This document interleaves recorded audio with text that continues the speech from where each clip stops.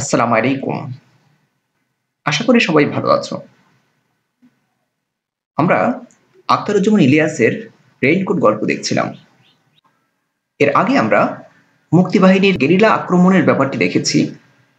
সেই সাথে দেখেছি পাক হানাদার বাহিনীর মানবতা বিরোধী নানামাত্রিক কর্মকাণ্ড, যাদেরকে সহযোগিতা করেছিলেন এদেশেরই কিছু মানুষ, যাদেরকে আমরা বলছি রাজাকার। এই রেইনকোট গল্পে রাজাকার হিসেবে আবির্ভূত হয়েছেন কলেজের প্রিন্সিপাল ডক্টর আফাজ আহমদ ও ইসাক মিয়া, যারা পাক হানাদার বাহিনীকে নানাভাবে সহযোগিতা করছে। রেইনকোট গল্পে সরাসরি মুক্তিযোদ্ধা হিসেবে দেখানো হয়েছে মিন্টুকে। এই মিন্টু একটা রেইনকোট রেখে গিয়েছিল। এই মিন্টুর রেইনকোটের স্পর্শে এসে নুরুল হুদা কিভাবে পরিবর্তিত হয়ে যাবেন এবং একজন ভীতু প্রকৃতির মানুষ কিভাবে সাহসী হয়ে উঠবেন, দেশপ্রেমিক হয়ে উঠবেন, সেটা এই গল্পে দেখানো হয়েছে। এবারে আমরা মূল পাঠে চলে যাচ্ছি। এই বৃষ্টিতে শুধু ছাতায় কুলাবে না গো। যেহেতু প্রচন্ড বৃষ্টি, এ কারণে নুরুল হুদা ভিজে যাবেন এই আশঙ্কা করছেন আসমা। এজন্যই তিনি মিন্টুর রেইনকোটটি তাকে পরতে বলবেন। বউয়ের আর এক দফা সোহাগ শোনা গেল। স্বামীকে নিয়ে চিন্তা করছে, স্বামীর মঙ্গল কামনা করছে। বলে, তুমি বরং মিন্টুর রেইনকোটটা নিয়ে যাও। আমরা মিন্টুকে পেলাম, যে মিন্টু একজন মুক্তিযোদ্ধা, যিনি যুদ্ধ করতে চলে গেছেন, আর তার রেখে যাওয়া এই রেইনকোট নুরুল হুদার মাঝে যে পরিবর্তন আনবে, এই ভীরু প্রকৃতির মানুষ এই রেইনকোটের স্পর্শেই যে একজন সাহসী যোদ্ধা হয়ে উঠবেন, প্রতিবাদী হয়ে উঠবেন, তার মাঝে দেশপ্রেম জাগ্রত হবে, সেটা আমরা গল্পের শেষে দেখব। ইস, আবার মিন্টু। আমরা গল্পে বারবার দেখব যে নুরুল হুদা মিন্টুকে নিয়ে খুবই বিরক্ত, কারণ সাধারণ বাঙালির চেয়ে নুরুল হুদা একটু ভীতু প্রকৃতির, একটু বেশি চিন্তা করে, একটু বেশি সতর্ক থাকে। এজন্য মিন্টু প্রসঙ্গটাকে বিরক্তির সাথে নিচ্ছেন। বউয়ের এই ভাইটার জন্যই, এই মিন্টুর জন্যই তাকে এক্সট্রা তটস্থ থাকতে হয়, সবসময় আতঙ্কে থাকতে হয়। কখন না জানি এই মিন্টুর কারণে তাকে বিপদে পড়তে হয়, তাকে মিলিটারি ধরে নিয়ে যায়, ঝামেলায় পড়তে হয়। কোন আলোচক বলে থাকেন যে নুরুল হুদা নাকি গোপন মুক্তিযোদ্ধা ছিল। বাস্তবতা হলো নুরুল হুদা তো মুক্তিযোদ্ধা ছিলই না, মিন্টুর সাথে কখনো কোনো কথা বলেনি, বরং বিরক্ত ছিল। পুরো গল্পে মিন্টুর সাথে তার কোনো সংলাপ নেই। রেইনকোট অবলম্বনে একটা সিনেমা আছে মেঘ মল্লার, ও সিনেমাতেও দেখা যায় যে মিন্টু যখন আসে, সে আর এক ঘরে মুখ কালা করে বসে থাকে। দুইজনের মধ্যে সম্পর্ক বলে কিছু নেই, দুইজনে বিরক্ত দুইজনের প্রতি। এই অবস্থায় নুরুল হুদাকে আমরা মুক্তিযোদ্ধাদের সাথে যোগ আছে এটা বলতে পারি না, বরং মিন্টুকে নিয়ে তার যে বিপদে পড়তে হতে পারে এর জন্য সবসময় আতঙ্কে থাকে, চিন্তা করে, তটস্থ থাকে, ভয়ে থাকে। বাড়ি থেকে তার মগবাজারের 2 কামরার ফ্ল্যাট থেকেই মিন্টু চলে গেল জুনের 23 তারিখে ঢাকার মগবাজার। 1757 খ্রিস্টাব্দের 23শে জুন পলাশী যুদ্ধ হয়েছিল। 2টা তারিখ মনে রেখো। জুলাইয়ের 1 তারিখে সে বাসা শিফট করলো। 23 জুন, এই 7 দিনের মধ্যে সে বাসা পরিবর্তন করেছে। বলা যায় না ওখানে যদি কেউ কিছু আঁচ করে থাকে, যদি কেউ কিছু বুঝে ফেলে যে তার শ্যালক যুদ্ধে গেছে। ও চলে যাওয়ার 3 দিন পরই, অর্থাৎ 26 তারিখে, 23 তারিখে চলে গেছে, আর 26 তারিখ, ও বলতে এখানে মিন্টু যুদ্ধে চলে যাওয়ার 3 দিন পরেই পাশের ফ্ল্যাটের গোলগাল মহিলা তার বউকে জিজ্ঞাসা করেছিল, ভাবি আপনার ভাইকে দেখছি না। এই সংলাপটা দেওয়া হয়, যেই সংলাপটা কার? গোলগাল মহিলার। বাস এই শুনেই সে বাড়ি বদলাবার জন্য লেগে গেল, হন্যে হয়ে ব্যস্ত হয়ে পড়লো, উদ্ভ্রান্ত হয়ে গেল, ব্যাকুলভাবে চেষ্টা করতে শুরু করলো। মিলিটারি লাগার পর থেকে এই নিয়ে 4 বার বাড়ি পাল্টানো হলো। মার্চ মাস থেকে সে 4 বার বাসা পরিবর্তন করেছে, মনে রেখো। এখানে আসার পর তিনি এখন মূলত এই মিরপুর এলাকার কাছাকাছি আছেন, টেকনিক্যাল বা কল্যাণপুর এই এলাকাগুলোর কাছাকাছি আছেন। তিনি এখন ঢাকার কোন এলাকায় আছেন এটা সরাসরি উল্লেখ নেই গল্পে।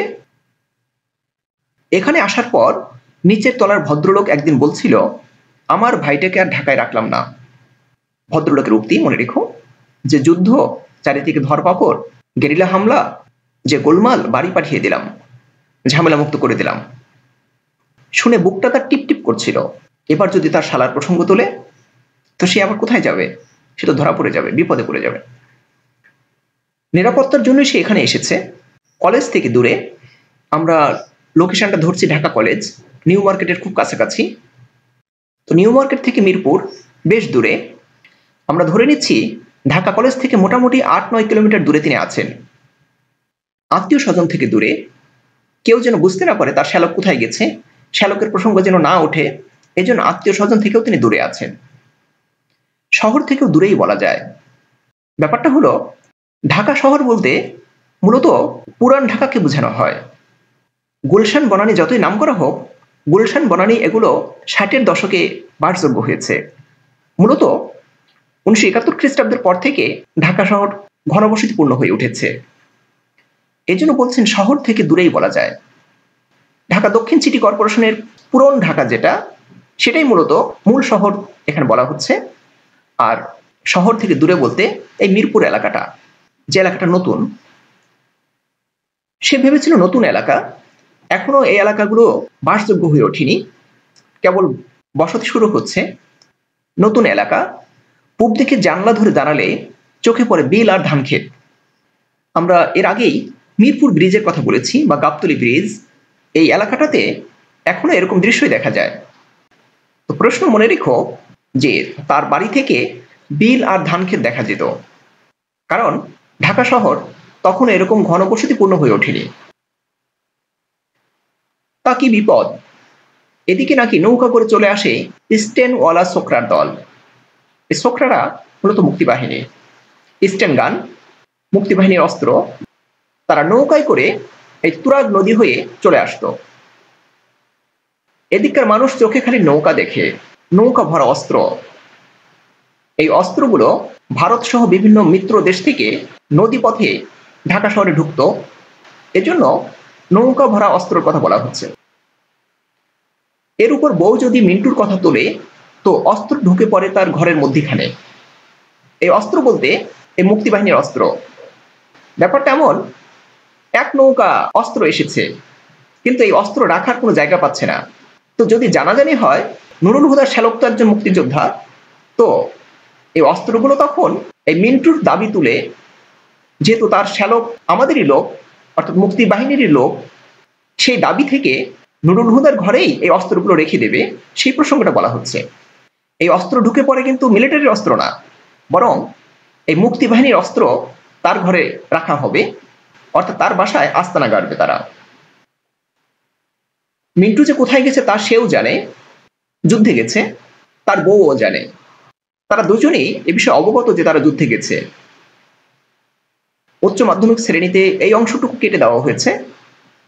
মিন্টু যে যুদ্ধে গেছে, আসমা এই জন্য গর্বিত, অহংকার করে এবং তার সন্তানদের কাছে গল্প করে যে ছোট মামা গেছে খান সেনাদের মারতে। নুরুল হুদা ভীতু প্রকৃতির মানুষ, এ কারণে বলছেন যে মিন্টুর কথা ভুলে যাও আসমা, ভুলে যাও, আমাদের সঙ্গে কেউ নাই, কেউ নাই, অর্থাৎ আমরা একা। এখানে কেউ নাই বলতে বিশ্ব জনমতের কথা বলা হয়েছে। আমেরিকা আমাদের সাথে নেই, চীন আমাদের সাথে নেই। কিসিঞ্জার সাহেব বলেছে এসব হলো পাকিস্তানের ইন্টারনাল অ্যাফেয়ার, এটা তাদের ব্যক্তিগত ব্যাপার, পাকিস্তানের অভ্যন্তরীণ ব্যাপার, পাকিস্তানকে কিভাবে শাসন করবে সেটা তাদের ব্যাপার। 1971 খ্রিস্টাব্দের 25শে মার্চ যখন গণহত্যা হলো, তখন কিসিঞ্জার সাহেব প্রেসিডেন্ট রিচার্ড নিক্সনকে বলেছিলেন যে এরকম ভাবে গণহত্যা হয়েছে। কিসিঞ্জার সাহেব এই গণহত্যা নিয়ে খুশি হয়েছিলেন। আমেরিকার তৎকালীন প্রেসিডেন্ট রিচার্ড নিক্সন তখন বলেছিলেন, চমৎকার, মাঝে মাঝে শক্তির ব্যবহার কাজে লাগে। এই হেনরি কিসিঞ্জার বাংলাদেশ নিয়ে বিভিন্ন বিতর্কিত মন্তব্য করেছেন, বাংলাদেশকে তলাবিহীন ঝুড়ি বলেছিলেন, অর্থাৎ 1971 খ্রিস্টাব্দের মুক্তিযুদ্ধে তিনি বাংলাদেশের বিপক্ষে অবস্থান করেছিলেন। নুরুল হুদা ভাবছে মানুষ মেরে সাফ করে দেয়, বাড়িঘর গ্রাম বাজারহাট জ্বালিয়ে দেয়, কারো কোনো মাথা ব্যথা নেই, এসব হলো ইন্টারনাল অ্যাফেয়ার। এ পর্যায়ে আমরা নুরুল হুদার মাঝে একজন দেশপ্রেমিকের ভাবনা দেখতে পাচ্ছি। একজন সাধারণ মুক্তিযোদ্ধা যেরকম ভাবে, একজন দেশপ্রেমিক যেভাবে ভাবেন, নুরুল হুদার মাঝে এরকম ভাবনা দেখা যাচ্ছে, অর্থাৎ দেশকে নিয়ে চিন্তা এ পর্যায়ে আমরা দেখতে পাচ্ছি। তবে পরক্ষণেই তিনি বলছেন, না না, এ ধরনের ভাবনা ধারের কাছে ঘেঁষতে দেওয়াও ঠিক নয়। কারণ কি? এই ভাবনা মুক্তি বাহিনীর ভাবনা। যদি সে এরকম চিন্তা করে, এগুলো নিয়ে ভাবতে থাকে, তবে এটা তার ক্ষতির কারণ হতে পারে, এটা তার জন্য ভীতিকর একটা অনুষঙ্গ। এ কারণে এই ভাবনা সে মনে স্থান দিতে রাজি না। যারা বলে থাকেন যে নুরুল হুদা একজন গোপন মুক্তিযোদ্ধা ছিলেন, তাদের এই বাক্যটা মনে রাখা উচিত যে তিনি মুখে তো বলেনই না, কারো সাথে এই ব্যাপারে আলোচনা তো করেনই না, সেই সাথে তার মনে দেশ বিষয়ে কোনো ভাবনা, মুক্তিযুদ্ধ বিষয়ে কোনো ভাবনা যদি আসে, সেটাকেও তিনি প্রশ্রয় দিতে রাজি না। তিনি মুক্তিযুদ্ধ সম্পর্কে কোনো কিছু বলতেই রাজি না। নিচের ফ্ল্যাটে থাকে ওয়েল্ডিং ওয়ার্কশপের মালিক। ওয়েল্ডিং ওয়ার্কশপ ঢালাই কারখানা। উচ্চ মাধ্যমিক শ্রেণীর বইতে ঝালাই কারখানা লেখা হয়েছে। তার শ্বশুর নিশ্চয়ই সর্দার গোছের রাজাকার। রাজাকার বুঝতেই পারছো। এই রাজাকার মুক্তিযুদ্ধকালে পাক বাহিনীকে বিভিন্নভাবে সহযোগিতা করেছে। শাব্দিকভাবে রাজাকার মানে স্বেচ্ছাসেবক। রাজাকারের কর্মকাণ্ডগুলো দেখে নিও। তো এই রাজাকাররা আর্থিক সুবিধাও লাভ করেছে। যেমন দেখো, সপ্তাহে 2 দিন 3 দিন মেয়ের বাড়িতে রেফ্রিজারেটর মানে ফ্রিজ, টেপ রেকর্ডার, দামি দামি সোফা সেট, ফ্যান, খাট পালং সব চালান পাঠায়। এগুলো মূলত লুটপাট করা হতো। মূলত যারা হিন্দু বা মুক্তিযোদ্ধা, তাদের বাড়ি থেকে এগুলো লুটপাট করা হতো। আর এই আর্থিক লাভের জন্য অনেকে রাজাকারের খাতায় নাম দিয়েছিল। উচ্চ মাধ্যমিক শ্রেণীতে এটুকু কেটে দেওয়া হয়েছে। তোমরা এগুলো একটু দেখে রেখো, গল্প বুঝতে সহজ হবে। গল্পটা একটু বেশি বড় হওয়ার কারণে কেটে কেটে একটু ছোট করে দেওয়া হয়েছে। তো প্রাসঙ্গিকভাবে এটুকু পড়ে রেখো, ভালো হবে। এই রাজাকার মূলত এগুলো লুটপাট করে নিয়ে আসে। আর এজন্যই নুরুল হুদা খুব সতর্ক যে এই নিচের ফ্ল্যাটের লোকটা যদি টের পায় যে এর শালা মুক্তিযোদ্ধা, তাহলে বিপদ হবে। এজন্য বলছে এখানে কথাবার্তা বলার সময় হুঁশ ঠিক রাখা দরকার।